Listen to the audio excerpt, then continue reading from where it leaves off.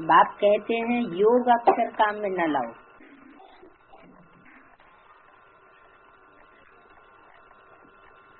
बाप को याद करो, वो है आत्माओं का बाप, परम पिता पतित पावन।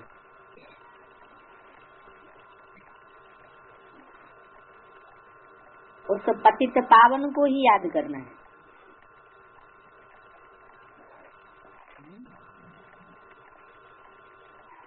दादा लेखराज ब्रह्मा के तने में बैठ कर कहते हैं उस पतित पावन को ही याद करना है। बैठा है उसमें ब्रह्मा में, तो पास की तरफ इशारा करना होता है या दूर की तरफ? फिर दूर की तरफ। दूर की तरफ क्यों कहा?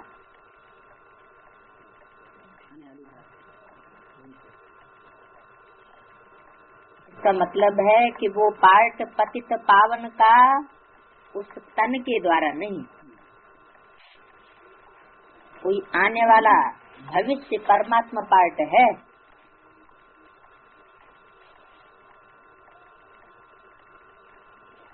और बताया कि योग अक्षर उसके लिए काम में नहीं लाना, क्योंकि योग होता है आर्टिफिशियल, जोड़ किया जाता है, और याद ऑटोमेटिक आती है। याद की नहीं जाती, लेकिन याद सताती है, स्वतः याद आती है। उसको कहते हैं सहज योग। और सहज होता है तो निरंतर भी होता है।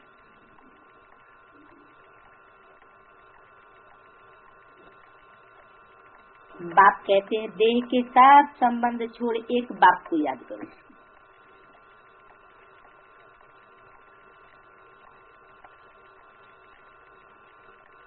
कहते हैं ना, आप मुए मर गई दुनिया।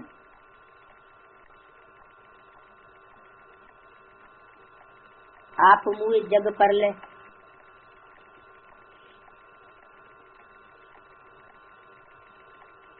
तो अपने को मारना माना। जीते जी इस पुरानी दुनिया के लगाव को तोड़ देना।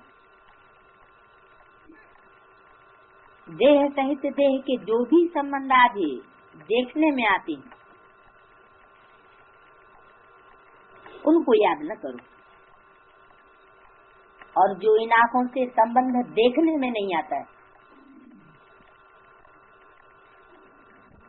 संबंध तो समान से ही जोड़ा जाता है। मैं साकार, तो जिससे संबंध जोड़ू वो भी साकार,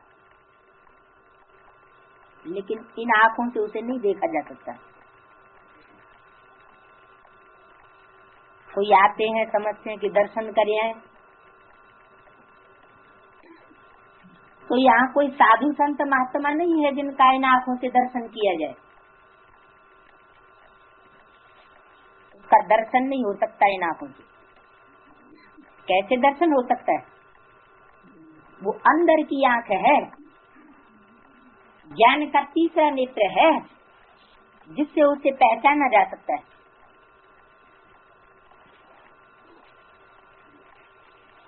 तो इन आंखों से देखने के जो संबंध हैं, उनको याद न करो, क्योंकि इन आंखों से जो कुछ भी हम देखते हैं वो सब खत्म हो जाना है। तो भस्म होने वाली दुनिया से लगाओ क्यों? एक बाप को ही याद करो।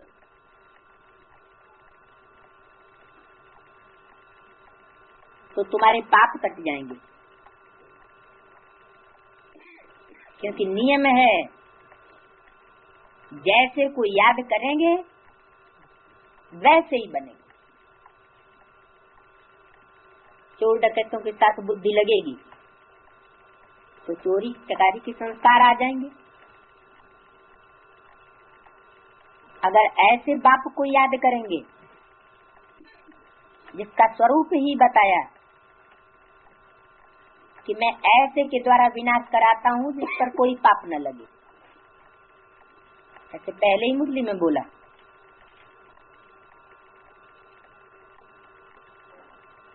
तो याद की ऐसी अवस्था जमे, तुम्हारे पाप जल जाएंगे। तुम जन्म जन्मांतर की पाप आत्माएं हो ना, ये है ही पाप आत्माओं की दुनिया। सतयुग है पुण्य आत्माओं की दुनिया। अब पाप सब कटकर तुमने कैसे जमा हो? बाप की याद से ही जमा होंगे। आत्मा में मन बुद्धि है ना, तो आत्मा को बुद्धि से याद करना है।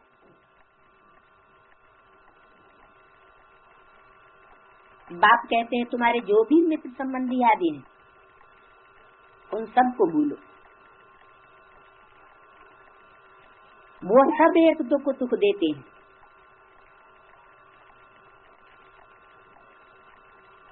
जो संबंधी न आँखों से देखने में आते हैं वो सब एक दूसरे को दुख देने वाले हैं, और जो सर्व संबंधी न आँखों से देखने में नहीं आता, मन की आँख से ही उसको पहचाना जा सकता, बुद्धि से ही जाना जा सकता, वो सुखदाता है। उन संबंधियों को भूलो।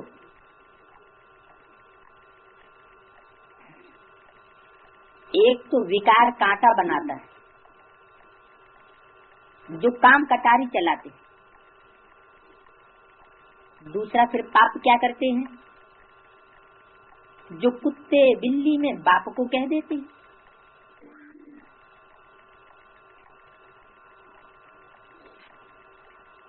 कुत्ते बिल्ली का अवतार कब सुना? कच्छ मच्छ अवतार तो सुना, सुअर का अवतार तो सुना, सूकर अवतार, वाराह अवतार। कुत्ते बिल्ली में क्यों कह दिया है? उन कुत्ते बिल्ली की बात नहीं है, क्योंकि भक्ति मार्ग में जो कुछ भी गायन चलता है, जो कुछ भी बोलते हैं करते हैं भावनावश, उसकी शूटिंग तो संगम युग में होती है, ब्राह्मणों की दुनिया में। ब्राह्मणों की दुनिया में ही ऐसे ऐसे भक्त हैं जो समझते हैं कि कामी कुत्ते जैसे मनुष्य में परमात्मा आता है, या बिल्लों की तरह लड़ाई लड़ने वाले में भी परमात्मा आता है।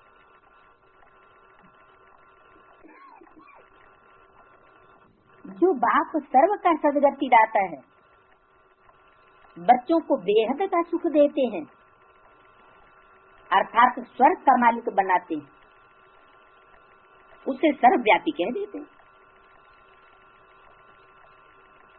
है एक व्यापी और कह देते हैं सर्वव्यापी। है ऊंचे से ऊंचा, तो ऊंचे से ऊंचा जो होगा उसका घोड़ा भी ऊंचे से ऊंचा होगा या नीचा होगा? बड़े आदमियों का फर्नीचर कैसा होता है? ऊंचा फर्नीचर होता है। इब्राहिम बुद्ध क्राइस्ट भी आते हैं, तो क्या कोई साधारण देवात्मा में प्रवेश करते होंगे? नहीं, पहले ही बताया हुआ है, ऊंचे से ऊंचे बाप को जरूर ऊंच से ऊंच में प्रवेश करना पड़े। जो सबसे ऊंचा देवता परमात्मा नहीं, उसमें बाप आकर के प्रत्यक्ष होते, तो वो इस संसार में आता है, प्रत्यक्ष होता है तो एक व्यापी होकर। बल बच्चों में भी प्रवेश करता है, लेकिन कोई बच्चा ये नहीं कह सकता कि मेरे अंदर शिव बाबा आया हुआ। और अगर कोई कहता है तो बता दिया वो सब हिरण्यकश्यप है। कौन? जो ये कहते हैं कि मेरे अंदर परमात्मा बाप आता है, ये कहने की दरकार नहीं है। वो तो ज्ञान के तीसरे नेत्र से, ज्ञान के फोर्स के द्वारा, ज्ञान की लाइट से आत्मा और परमात्मा का फर्क स्वतः ही मालूम पड़ जाएगा। जैसे चित्रकार ने चित्रण किया है, शिवलिंग की लाइट और आत्मा की लाइट, शालिग्राम की लाइट, क्या अंतर दिखाया है? चित्र तो पुराने बने हुए हैं ना। भक्ति मार्ग में जो भी चित्र बने हैं किस बात की यादगार है? चरित्र की यादगार है। तो ज्ञान की लाइट जिसने जितनी धारण की है वो प्रैक्टिकल में दिखाई तो पड़ेगी ना, अनुभव में तो आएगी ना। तो शिवलिंग की लाइट में और आत्मा रूपी शालिग्रामों की लाइट में क्या अंतर दिखाई देता है?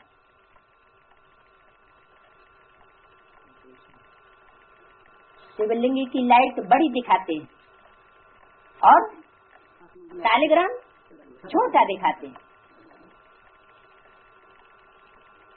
तो ये पहचान है, इसलिए बताया भगवानवाद क्या कि जब मैं ब्रह्मा में आता हूँ, इनमें जब मैं आता हूँ तो पता कैसे चलता है कि इनमें बाप भगवान है? जब ज्ञान देते हैं, ज्ञान से ही पता चल सकता है, ज्ञान की लाइट से ही पता चल सकता है, नहीं तो दूसरा कोई तरीका नहीं।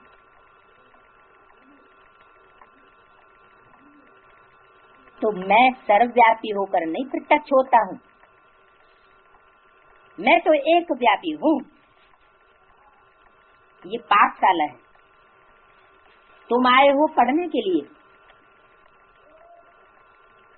ये लक्ष्मी नारायण है, तुम्हारी अहम ऑब्जेक्ट।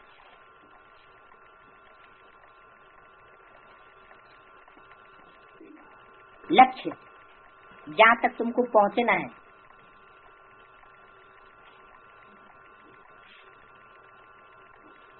और कोई ऐसे नहीं कह सकता।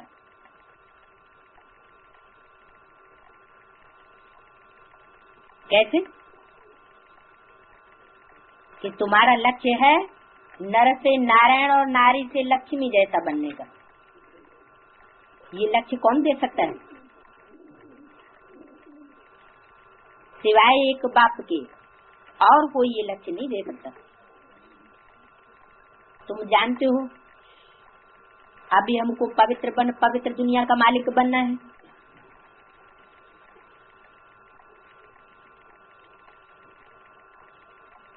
हम ही विश्व के मालिक थे।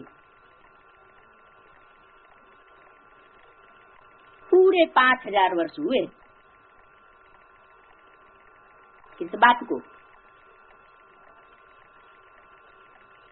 जब हम विश्व के मालिक थे उस टाइम को पूरे 5000 वर्ष हुए। तो कौन सा टाइम हुआ? आज से 5000 वर्ष पूर्व कौन सा समय था? कौन सा युग था? यही संगम युग था। देवी देवता विश्व के मालिक है ना।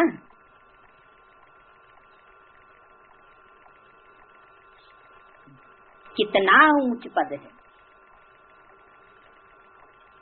विश्व के मालिक। जरूरी ये है बाप ही बनाएंगे।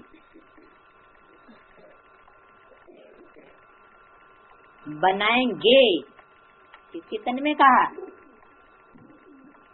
ब्रह्मा के तन से कहा कि जरूर यह बाप ही बनाएंगे। कौन से बाप? वेद के बाप भी दो बताए। एक आत्माओं का बाप शिव ज्योति बिंदु, और दूसरा मनुष्य है साकार, तो मनुष्यों का बाप भी साकार होना चाहिए। वो शिव ज्योति बिंदु जिसमें पहले पहले प्रत्यक्ष होकर ज्ञान का बीज बोता है, ब्रह्मा में, बड़ी माँ में, वो बाप हुआ साकार रूप में, ब्राह्मणों का बाप, प्रजापिता ब्रह्मा। और बाप को ही परमात्मा कहते हैं। कैसी आत्मा? परम। किससे भेंट की? परमात्मा की भेंट किससे? परम। जब शब्द कहा गया तो सबसे बड़ा, तो किससे बड़ा? किससे परम? कोई से भेंट की गई? आत्माओं से भेंट की गई। तो जो भेंट की जाती है वो क्या जन्म मरण के चक्र में आने वाली आत्माओं से भेंट की जाएगी, या जो जन्म मरण के चक्र में आता ही नहीं है, चक्र से ही अलग है? क्योंकि चक्कर में आए तो गिनती में भी आए, और चक्कर में नहीं आए तो गिनती में भी नहीं आ सकता। न अष्टरत्न में आ सकता, न 108 की लिस्ट में आ सकता, न ब्रह्मा की 1000 भुजाओं में आ सकता, न 16,000 के 108 में आ सकता, न 9 लाख में आ सकता। वो तो हो गया अलग, उसकी किसी से भेंट नहीं की जा सकती। तो परमात्मा शब्द जब बोला गया तो किससे भेंट की गई? जन्म मरण के चक्र में आने वाली आत्माओं के बीच जो सबसे परम है, सबसे परे है, वो है परमात्मा। जब बोला जाता है तो परमात्मा शब्द पहले बोलते हैं या परम पिता शब्द पहले बोलते हैं? कहते ही हैं परम पिता परमात्मा। जैसे भक्ति मार्ग में कहते हैं शिव शंकर, पहले कौन? शिव फिर शंकर। जैसे बाप दादा, पहले कौन? बाप फिर दादा। तो इसी तरीके से जो परम पिता है वो है सबका पिता।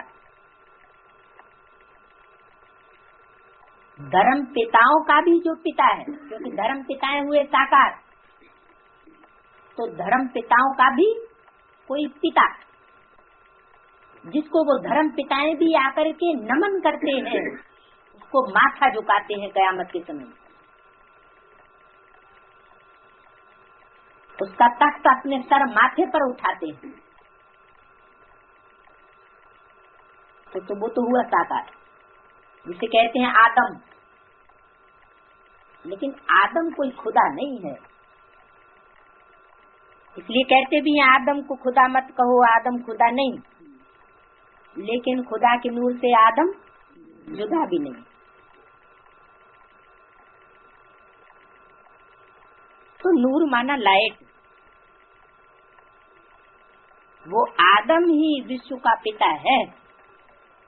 विश्व पिता कहो या विश्व पति कहो या विश्वनाथ कहो। हिंदुओं में कह देते हैं हर हर महादेव शंभो काशी विश्वनाथ गंगे। तो विश्वनाथ कहकर किसकी तरफ इशारा करते हैं? कोई है ना जिसका स्वरूप योगीश्वर के रूप में दिखाया गया है। युगबल से ही विश्व की बादशाही मिलती है, बाहुबल से कोई विश्व की बादशाही नहीं प्राप्त कर सकता।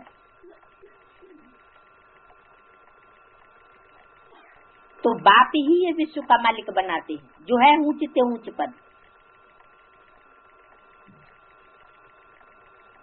कौन सा बाप बनाते हैं? आत्माओं का बाप, सुप्रीम सोल।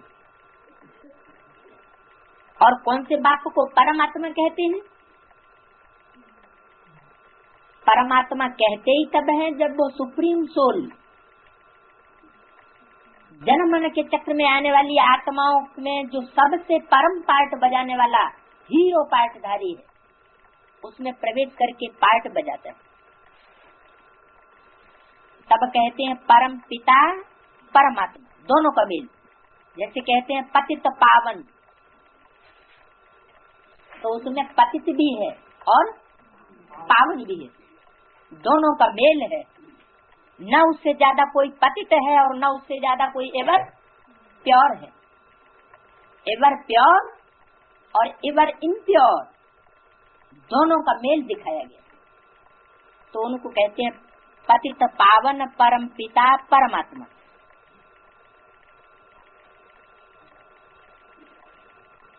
वैसे उनका असुल नाम है शिव। ये सब क्या हो गए? ये सब हो गए नकली नाम, और असुल नाम हुआ शिव। मेरा एक ही नाम है शिव, वो कभी बदलता नहीं है। जब शरीर बदलते हैं तो नाम भी बदल जाता है। तो बहुत नाम रख दिए हैं,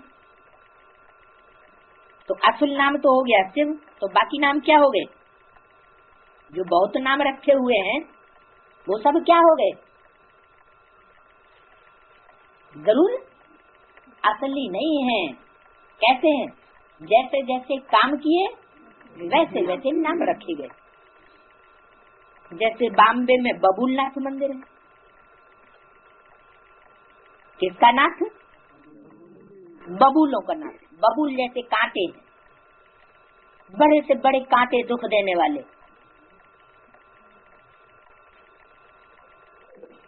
अर्थात कांटों के जंगल को फूल बगीचा बनाने वाला है। नहीं तो उनका असली नाम एक ही शिव है।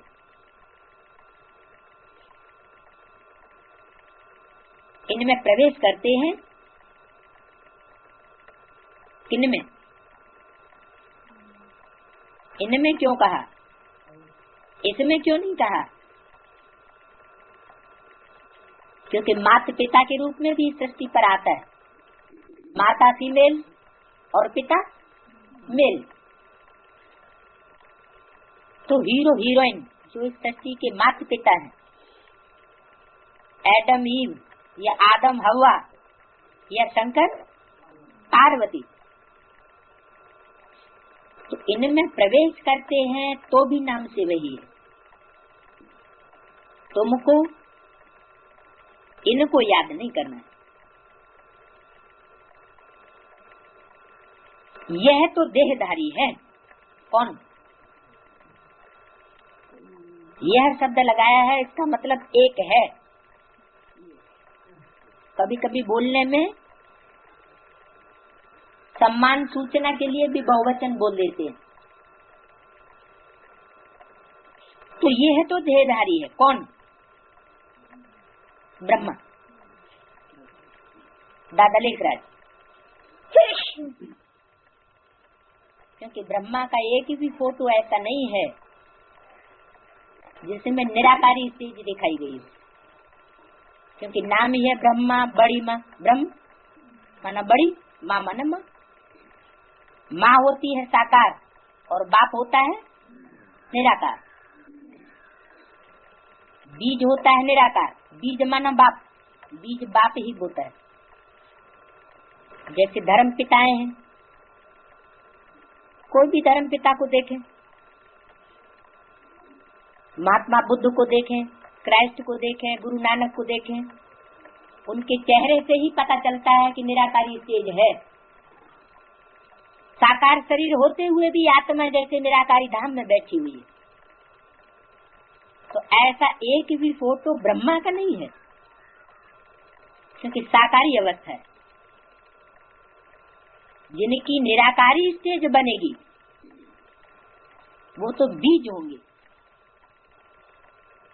और बीज रूप स्टेज वाली आत्माएं, उनमें कोई पाप नहीं रहता। उस समय जैसे कि उनके पाप धुले हुए होते हैं, उस स्टेज में निसंकल्पी स्टेज। तो देहधारी को याद नहीं करना है। देहधारी देह माना शरीर और धारी माना धारण करने वाला। ऐसी आत्मा जो शरीर से लगाव धारण किए हुए है उसको याद नहीं करना है। जिसका शरीर से लगाव टूट चुका है तुमको याद करना है देही आत्मा को। तुम्हारी आत्मा पतित बनी है, उनको पावन बनाना है। कैसे बनेगी? पतित आत्मा जिसका देह से कनेक्शन जुट चुका है, देह से लगाव हो चुका है, देह में रमण करने वाली बन चुकी है मिट्टी में, पावन कैसे बनेगी? देहधारियों के संबंध में आते आते पतित बने और विदेही के संबंध में आने से पावन बनेंगे। जैसा संग करेंगे वैसा रंग लगेगा। पेट में जैसा भोजन डालेंगे, एक स्थूल पेट भी है, एक बुद्धि रूपी पेट भी है, संकल्पों का भोजन खाने वाला। तो जैसा अन्न खाएंगे वैसा मन बनेगा। ये अन्न दोष और संग दोष सूक्ष्म में हो या बेहद में हो, वो सूक्ष्म में हो या हद में हो, दोनों प्रकार से संग का रंग जरूर चढ़ता है। तो आत्मा जो पतित बनी है उनको पावन बनाना है। किसके संग से? जो पतित पावन निराकार है, यानी निराकारी स्टेज वाला है, उसके संग से। प्रैक्टिकल स्टेज होगी तो प्रैक्टिकल संग होगा। प्रैक्टिकल में है ही नहीं तो संग किसका करेंगे? ऐसे तो भक्ति मार्ग में भी बहुत निराकार को याद करते चले आए, लेकिन भक्ति मार्ग 2500 वर्ष में वो निराकार इस सृष्टि पर साकार होता है क्या जो उसके संग का रंग लगे? पहचान भी नहीं हो सकती, क्योंकि उसकी पहचान वो स्वयं आकर के देता है। तो तुमको याद करना है देही को। कहते भी हैं महान आत्मा, पाप आत्मा, महान परमात्मा नहीं कहते हैं। क्यों? वास्तव में परमात्मा महान परमात्मा इसलिए नहीं कहा जा सकता कि वो पाप पुण्य की स्टेज से परे हो जाता है। अपने को परमात्मा व ईश्वर कोई भी कह नहीं सकता। ये कहने की बात नहीं है। कहते ही हैं महान आत्मा, पवित्र आत्मा। सन्यासी सन्यास करते हैं इसलिए पवित्र आत्मा है। किसका सन्यास करते हैं? सन्यास माना संपूर्ण न्यास, संपूर्ण त्याग। किस चीज का संपूर्ण त्याग करते हैं? अपवित्रता। अपवित्र देहधारियों का त्याग कर देते हैं तो संग ही नहीं लगेगा तो रंग भी नहीं कर सकता। लेकिन फिर बुद्धि से याद करते रहते हैं। जब वैराग आता है तो त्याग कर देते हैं। वैराग भी अगर सात्विक है तो कुछ समय तक वो स्टेज टिकेगी, लेकिन तामसी वैराग है, झगड़ा करके निकले तो जो थोड़ी बहुत स्टेज टिकनी चाहिए वो भी नहीं टिकती। तो जब सन्यास करते हैं तो पवित्र आत्मा है। बाप ने समझाया है, वो भी सभी पुनर्जन्म लेते। जब पवित्र आत्मा है तो पुनर्जन्म क्यों लेते हैं? क्योंकि शमशानी वैराग आता है। भल घर घाट छोड़ देते हैं, फिर बुद्धि से याद आता रहता है। और भोजन किसका लेते हैं? पतितों के हाथ का भोजन लेते हैं। तो परम बंधन तो चढ़ेगा ना। तो उनको भी पुनर्जन्म लेना पड़ता है। देहधारियों को पुनर्जन्म जरूर लेना पड़ता है। जब तक निराकारी स्टेज न बने, निसंकल्पी स्टेज न बने, जैसे शिव परमात्मा निसंकल्पी स्टेज, कुछ पाना नहीं है, अपनी स्वस्थिति में सदा टिक कर रहने वाला सदा शिव है। और वो जिसमें प्रवेश करके प्रत्यक्ष होता है, उसकी भी ये स्टेज होती कि पाना था तो पा लिया। और जो बच्चे बनते हैं बाप के, मन मना भव की स्टेज में रहने वाले, क्योंकि मन मना भव का अर्थ ही है मेरे मन में समा जा, माना मेरे अंदर जो संकल्प है विश्व के कल्याण का, वही तेरे अंदर संकल्प रहे, वो हुआ मन मना भव। जो बाप का संकल्प, सो बच्चे का संकल्प। वाचा में भेद और कर्मणा में भेद, ये तो बहुत दूर की बात हो गई, लेकिन संकल्प मात्र भी बाप और बच्चे के संकल्प में विरोधाभास पैदा न होने पाए, वो हुआ मन मना भव। तो ऐसी स्टेज जिनकी बनती है, वो फिर पुनर्जन्म नहीं लेते। इस दुनिया में, इस दुनिया के जो भी देह के संबंध हैं, उनमें आकर के उनको जन्म नहीं लेना पड़ेगा।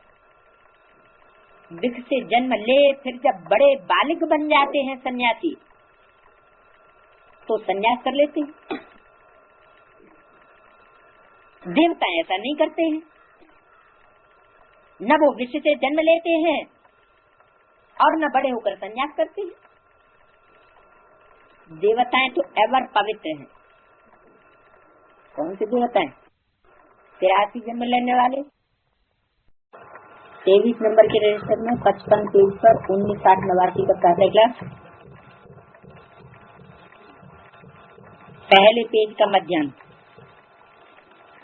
तो देवताएं तो एवर पवित्र हैं, जो 16 कला संपूर्ण होते हैं वो, उन्हों को तो गृहस्थी घर में जन्म लेना पड़े। सन्यासियों के माना बल शरीर से पवित्र हो जाते हैं, शरीर से विकारियों का संग छोड़ देते हैं, लेकिन मन के संकल्प वो भी पवित्र हो जाते हैं। क्या मन मना भव माने परमात्मा के संकल्पों में समा जाते हैं? क्या नहीं समझते, क्योंकि उन लोगों को तो परमात्मा मिलता ही नहीं प्रैक्टिकल में। और हमको प्रैक्टिकल में परमात्मा मिलता है, और जो परमात्मा बाप का संकल्प, वो हम बच्चों का संकल्प बन जाता है। हम निसंकल्पी हो जाते हैं, जो पाना था तो पा लिया, इच्छा मात्र अविद्या। तो हमको पुनर्जन्म इस दुनिया में नहीं लेना पड़ता। दैवी संप्रदाय कहते हैं सत्ययुग रहते ही है, सत्ययुग में। आसुरी संप्रदाय रहते हैं कलयुग में, और अभी है संगम युग। अब तुमको बाप मिला, क्या कहा? संगम युग कब तक है? संगम युग तब तक है असली, जब तक तुमको बाप मिला। अगर बाप नहीं मिला तो कौन सा युग हुआ? तो कलयुग हो जाए। अगर सुप्रीम सोल बाप हमको मिल गया, ये निश्चय है, तो संगम युग है। और बाप भगवान नहीं मिला तो जैसे कलयुग है। कहते हैं अब तुमको फिर दैवी संप्रदाय बनना जरूर है। तुम यहाँ आए ही हो दैवी संप्रदाय बनने। ये कौन कहते हैं? जो बाप हमको संगम युग पर मिला है वही कहते हैं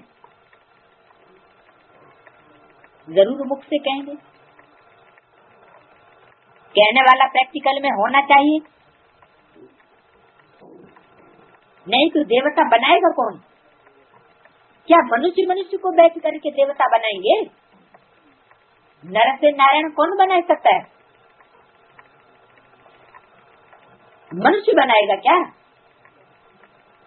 सिवाय सुप्रीम सोल बाप के और कोई नर को नारायण, नारी को लक्ष्मी नहीं बना सकता। मनुष्य को देवता बनाना ये एक परमपिता परमात्मा का ही काम है। तो अब तुमको फिर दैवी संप्रदाय बनना जरूर है। तुम यहाँ आए हो दैवी संप्रदाय बनने, दैवी संप्रदाय में अथाह सुख है। इस दुनिया को कहा जाता है हिंसक, और देवताएं होते हैं अहिंसक। कौन सी दुनिया को हिंसक कहा जाता है? बाहर की दुनिया को, जो 500 करोड़ की दुनिया है उसको हिंसक कहा जाता है। ब्राह्मणों की दुनिया तो अभी हिंसक नहीं है। हिंसक है या अहिंसक है? अहिंसक। ब्राह्मण मनुष्य है या देवता है? तो जब तक मनुष्य है तब तक हिंसा जरूर है, और जब मनुष्य से देवता बन जाए, माने संपूर्ण ब्राह्मण बन जाए, तो संपूर्ण ब्राह्मण माना ब्राह्मण सो देवता। तो ये दुनिया है हिंसक, और देवताओं की दुनिया होती है अहिंसक। यथा राजा तथा प्रजा। अभी राजा कौन है? कहेंगे शिव बाबा। शिव बाबा तो राजा बनता ही नहीं। उन राजाओं के सामने तो जाकर के थर थर कांपते हैं। अगर शिव बाबा अभी राजा होता और रोज कहता बच्चे ये करो, ऐसे करो, वैसे करो, और बच्चे रोज नहीं करते, तो अगर राजा की कुर्सी पर बाबा बैठा हो, जो राजाओं का भी राजा बनाने वाला है, और उन राजाओं के सामने थर थर कांपते हैं, तो इस राजा के सामने क्या हाल होगा? अभी दुनिया कैसी है? हिंसक है या अहिंसक? ब्राह्मणों की दुनिया कैसी है? अहिंसक है। संपूर्ण ब्राह्मण है कोई? संपूर्ण ब्राह्मण सो देवता। संपूर्णता ही पूजी जाती है, अपूर्णता की पूजा नहीं होती। तो दैवी संप्रदाय में अथाह सुख है। बाप कहते हैं मीठे मीठे रूहानी बच्चों, अब बाप को याद करो। तुम्हारे जो गुरु लोग हैं वो भी सब देहधारी हैं। किसने कहा और किससे कहा? तुम्हारे ये शब्द किसने कहा? सुप्रीम सोल ने कहा ना, ब्रह्मा के दम से। तो सुप्रीम सोल किससे बात करता है? शूद्रों से बात करता है या ब्राह्मणों से बात करता है?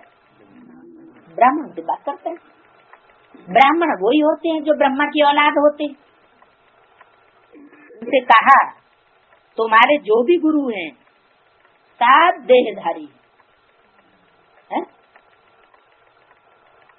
जो भी गुरु सब देहधारी, यानी ब्राह्मणों ने भी अगर कोई गुरु बनाए हुए हैं, उनकी मत पर चलते हैं, तो वो सब क्या हैं?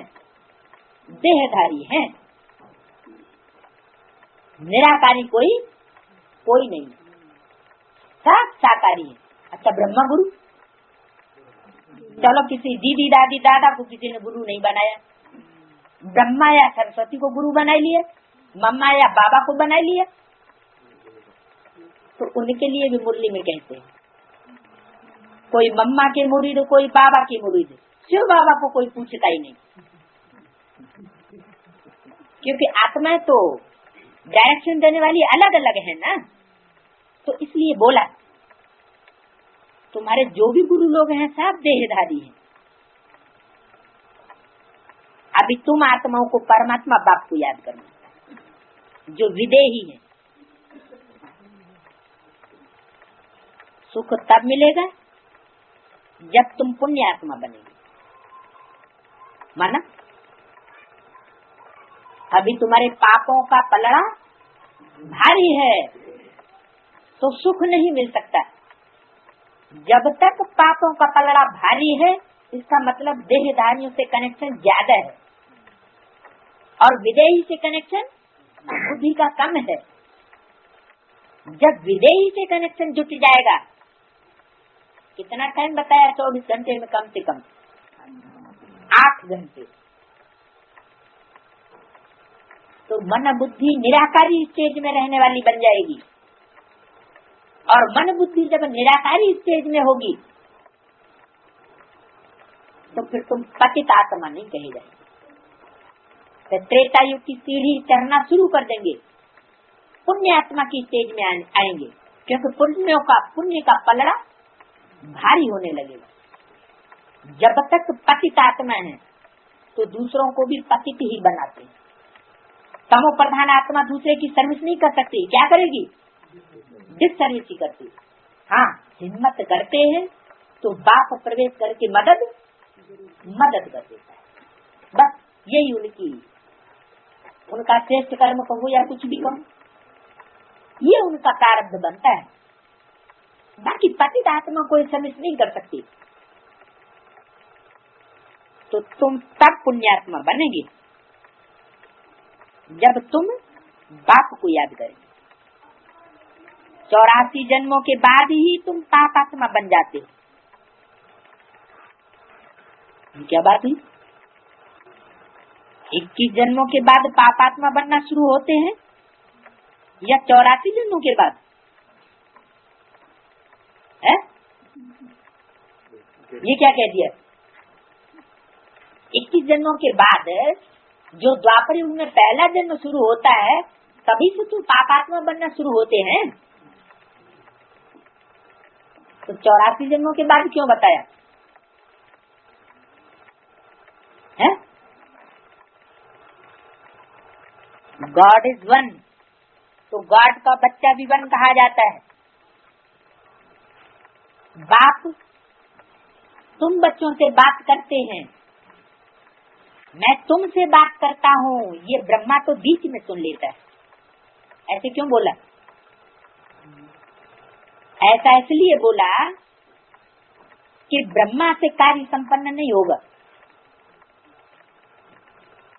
जिसके तन में प्रवेश होकर के ज्ञान सुनाया, उसके द्वारा सिर्फ ज्ञान सुनाने का पाठ था। माता के रूप में ज्ञान दूध पिलाने का काम था। बाकी पतित से पावन बनाने का कार्य उस स्वरूप के द्वारा नहीं था। नई दुनिया बनाने का कार्य उस स्वरूप के द्वारा नहीं था। नई दुनिया किसके द्वारा बनाते हैं? संपूर्ण ब्रह्मा चाहिए। 4 भुजा वाला ब्रह्मा दिखाते हैं भक्ति मार्ग में। भुजा माना आत्मा, मददगार आत्मा, कोई निशानी दिखाते हैं भुजा। तो 4 भुजाएं माना 4 आत्माओं का कॉम्बिनेशन। 2 आत्माएं प्रवेश करने वाली, ओम राधे और दादा लेखराज, और 2 आत्माएं जिनके शरीर में प्रवेश किया जाए, वो ब्राह्मण बच्चे। इसलिए बोला कि 84 जन्मों के बाद ही तुम पापात्मा बन जाते हो। कौन? बाबा के वारसदार बनने वाले राजा बच्चे तो 108 हैं। 16,000 तो सिर्फ राजाई घराने में आने वाले, राजाई का बरसा नहीं पाते। लेकिन 108 राजा बनने वाले बच्चों में जो हीरो पाठधारी बच्चा है, उसके लिए ये बात बोली गई है कि 84 जन्मों के बाद तुम पापात्मा बन जाते हो। आखिरी जन्म में सबको पापात्मा बनना पड़ेगा। तो अभी तुम पुण्य जमा करते हो। अभी माना कब? जब तुमको निश्चय बैठ जाता है पक्का, ज्ञान के आधार पर। क्योंकि 3 मूर्तियां हैं, ब्रह्मा विष्णु और शंकर। तो मूर्तियों में कोई आत्मा भी बैठी होगी कि नहीं? मूर्ति तो साकार को कहा जाता है, और मूर्ति वो जड़ है या चैतन्य? चैतन्य मूर्तियां हैं ना, 3 मूर्तियां, उनमें 3 आत्माएं हैं, ब्रह्मा, विष्णु और शंकर। उनके तबक्के में कौन दिखाया जाता है? सूक्ष्म वतन में शंकर को, परम धाम के बिल्कुल नजदीक। तो जो ऊंचे तबक्के में है वो सबसे नजदीक है बुद्धि से, लेकिन वो भी अंतिम जन्म में आकर के सबसे जास्ती पापात्मा बनता है।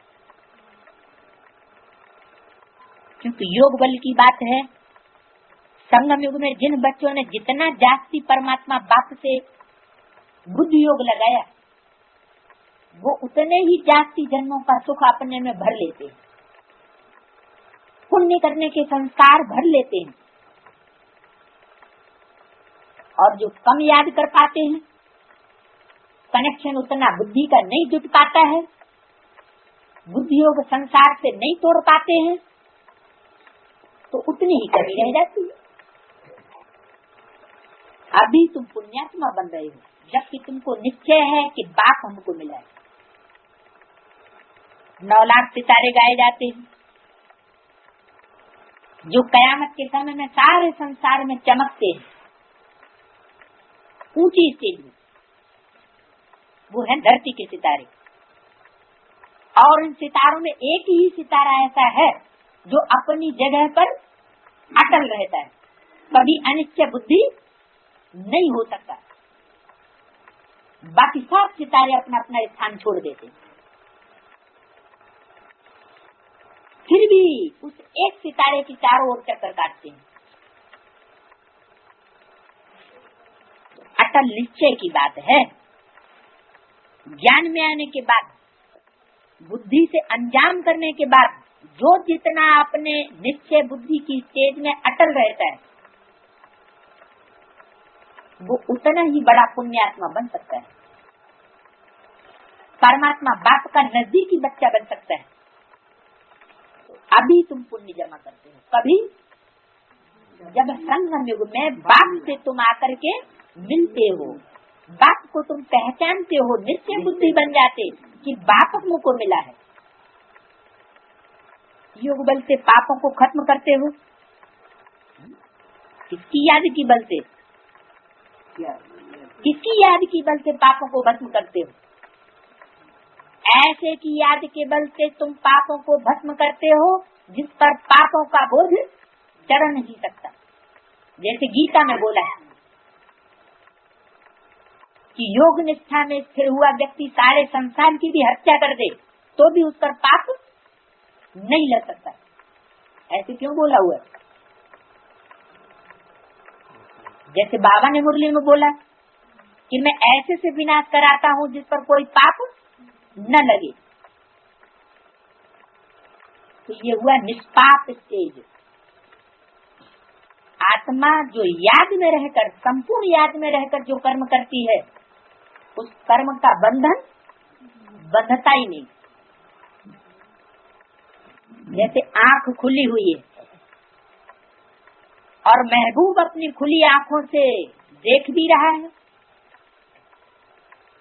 और कोई सामने से निकल जाता है, वो अपनी महबूबा की याद में है, तो उसकी मन बुद्धि रूपी आत्मा पर किसके संग का रंग लगेगा?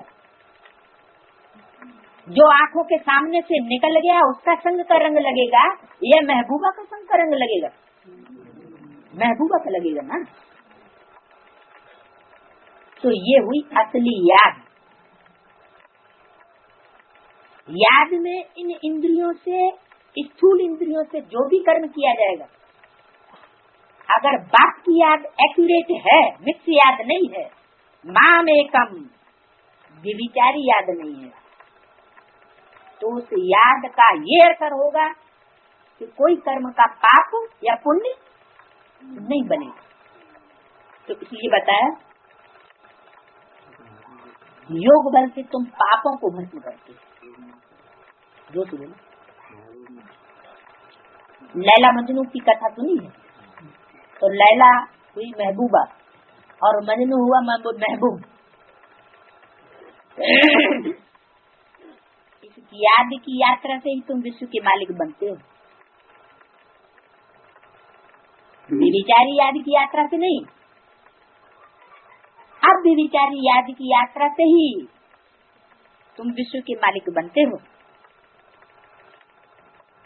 तुम विश्व के मालिक थे तो सही ना, कि नहीं थे? हैं? हम विश्व के मालिक थे तो आज की गवर्नमेंट भी झंडा ऊंचा उठाती है, विश्व विजयी बन के दिखलावे, तब हो गए प्राण पूर्ण हमारा, झंडा ऊंचा रहे हमारा। और कौरव गवर्नमेंट वालों से जाके पूछो, इस कपड़े के झंडे ने कभी और भी विश्व विजय करके दिखलाई थी? इस कपड़े के झंडे से कोई विश्व विजय हो जाएगी? कपड़ा माना शरीर, जरूर कोई 3 मूर्तियां हैं 3 गुणों वाली, जिनकी सूचना देने के लिए चित्रकार ने ये झंडा बनाया है, 3 रंगों वाला। लाल रंग क्रांति का सूचक सबसे ऊपर, क्योंकि क्रांति के बगैर शांति नहीं हो सकती। तो लाल रंग है किसका सूचक? कौन सी मूर्ति का? शंकर का। क्योंकि सब धर्म पिताएं आते हैं इस धरती पर, पुरानेपन का विनाश कोई नहीं करता। पुरानी मान्यताएं भी दुनिया में चलती रहती हैं, पुराने धर्म भी चलते रहते हैं, पुराने राज्य भी चलते रहते हैं, और वो अपनी मान्यता भी ठोक देते हैं। तो दुनिया का थोड़े समय के लिए लगता है कि उत्थान हुआ, लेकिन मकान में जैसे मरम्मत कर दी जाती, ऐसे ही होता है। कोई मरम्मत करने से नया मकान नहीं बन जाता, दुनिया फिर भी नीचे गिरती चली जाती, क्योंकि पुरानेपन का विनाश समूल नहीं किया गया। तो यह है सबसे ऊंचा कार्य जो कोई भी धर्म पिता दुनिया में नहीं कर सका, पुराने का विनाश। और परमात्मा बाप सुप्रीम सोल, जिसको अपनी देह नहीं है, जरूर कोई मूर्ति का आसरा लेकर, आधार लेकर वो कार्य संपन्न करते हैं।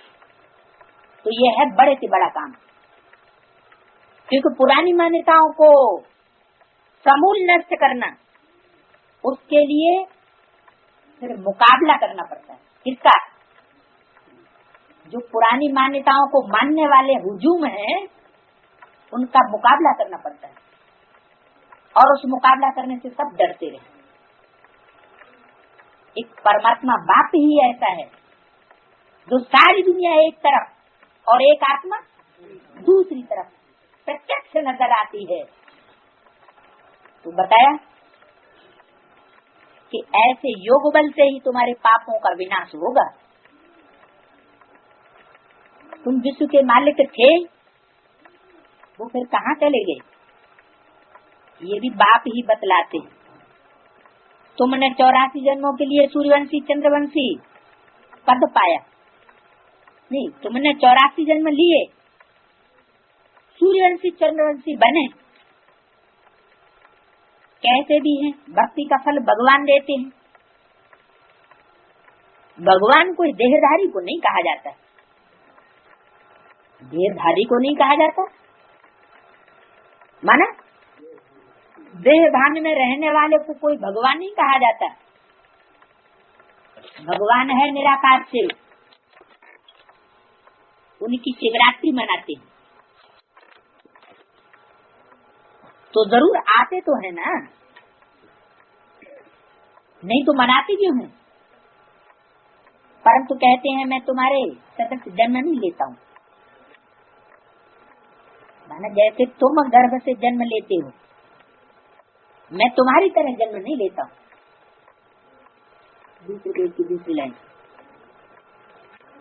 मुझे शरीर का लोन लेना पड़ता है।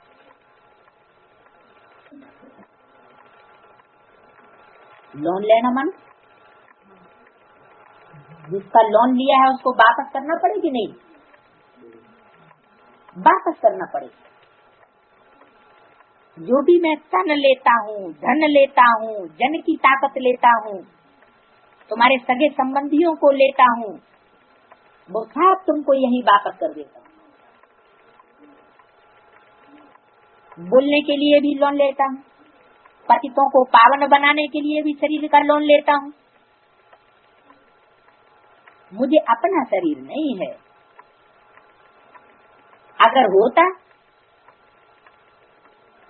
तो उनका भी नाम होता।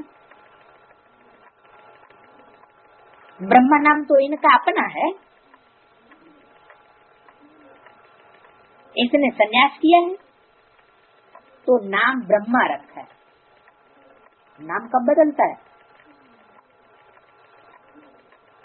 जब कोई एक दुनिया को छोड़ देता है और दूसरी दुनिया में चला जाता है तो उसका नाम बदल जाता है। जैसे सन्यासियों का नाम बदल जाता है, वैसे तुम्हारा नाम भी बदल जाएगा। क्या? पहले दादा लेखराज, फिर नाम क्या पड़ गया? ब्रह्मा। शरीर तो वही रहा ना, लेकिन नाम बदल गया। पहले कुछ और नाम होगा, बाद में नाम पड़ जाएगा संत। पहले कुछ और नाम होगा और बाद में नाम पड़ जाएगा वैष्णो देवी। तो ये नाम बदलते हैं तब जब देह और देह के संबंधों की दुनिया से पूरे मर जाएं। अलौकिक ब्राह्मण परिवार के संबंधों में भी फरिश्ते नहीं आते, देवताएं नहीं आते हैं। देवताओं के पांव कहाँ पड़ेंगे? पवित्र धरणी पर। देह से संबंध रखने वाली बुजुर्ग की धरणी पर देवताओं के पांव नहीं पड़ सकते। तुम हो ब्रह्मा कुमार कुमारी, नहीं तो नाम ब्रह्मा कहाँ से आया? ब्रह्मा के बच्चे पैदा हुए तो ब्रह्मा कुमार यानी ब्राह्मण, ब्रह्मा कुमारी अर्थात ब्राह्मणी, ये नाम पड़ा। ब्रह्मा की औलाद ही ब्राह्मण कहेंगे। ब्रह्मा बेटा किसका? ब्रह्मा किसका बेटा हुआ? ब्रह्मा साकार या निराकार? ब्रह्मा साकार, फिर बेटा किसका हुआ? कौन से साकार का?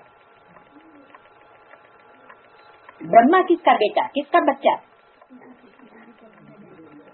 हाँ, ब्रह्मा भी किसी का बच्चा है, किसी की रचना है, रचयिता की। क्रिएटर और क्रिएशन का संबंध है। क्रिएटर साकार तो क्रिएशन भी साकार। आत्मा निराकार और परमात्मा भी निराकार। आत्माएं अनादि होती हैं, वो क्रिएट नहीं की जाती, तो उनका बाप भी, आत्माओं का बाप सिर्फ वो भी क्रिएट नहीं किया जाता। उसको हम रचयिता, क्रिएटर नहीं कह सकते। बिंदु को, सुप्रीम सोल को। वो सुप्रीम सोल जब शरीर में प्रवेश करता है तब क्रिएटर बनता है। तो ब्रह्मा को बन्नी किसने बनाया? बन्नी बनने का संबंध साकार में होना चाहिए या निराकार में? निराकार आत्माओं में संबंध है। निराकार आत्माओं का बाप निराकार आत्मा परमात्मा सिर्फ आत्माओं का बाप तो वो शिव है, दूसरा कोई संबंध नहीं बनता। आत्मा आत्मा सब आपस में भाई भाई, भाई बहन का भी आपस में संबंध नहीं बनता। वो भी संबंध तब बने जब शरीर में प्रवेश करे। तो साधन सजनी का संबंध कैसे बनेगा? बनना बननी का संबंध बन सकता है बिना शरीर के? नहीं बन सकता।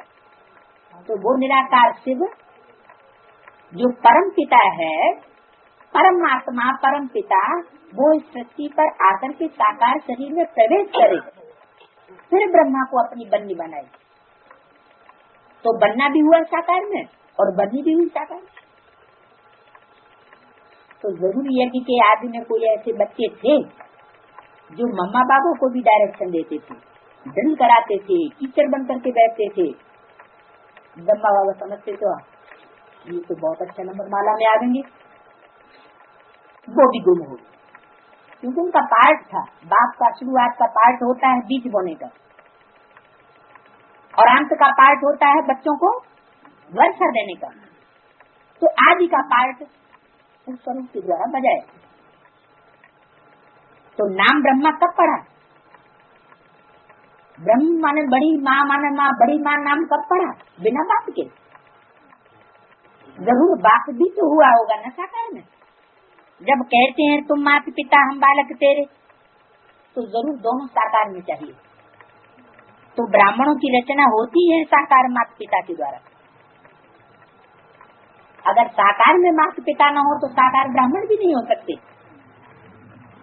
तो तुम हो ब्रह्मा कुमार कुमारी नहीं तो ब्रह्मा कहाँ से आए?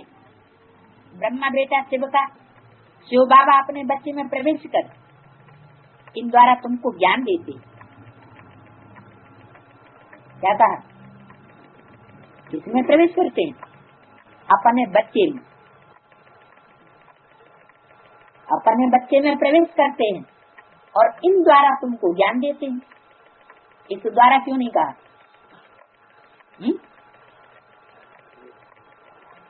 क्योंकि गॉड इज वन, तो गॉड का बच्चा भी वन कहा जाता है।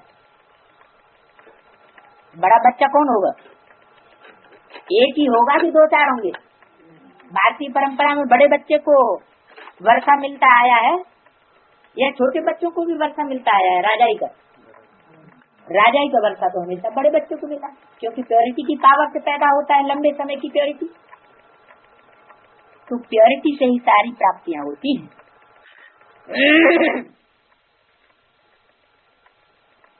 तो इन द्वारा तुमको ज्ञान देते हैं। इन कहा बहुवचन, माना रामकृष्ण की सोल ये ज्ञान देने के निमित्त बनती है। लेकिन पहले पहले प्रवेश किसमें करता हूँ? अपने बच्चे। किनके? शिव के। निराकार बाप के सब बच्चे निराकार हैं। वो है आत्मा, जो फिर यहाँ आकर के शरीर धारण करके पाठ बजाते हैं। क्या कहा? सब बच्चे निराकार आत्माएं हैं। ब्रह्मा विष्णु शंकर भी, वो भी निराकार आत्मा है, जो फिर यहाँ आकर के शरीर धारण कर पाठ बजाते हैं। तो क्या शंकर और विष्णु भी यहाँ आकर के पाठ बजाते हैं?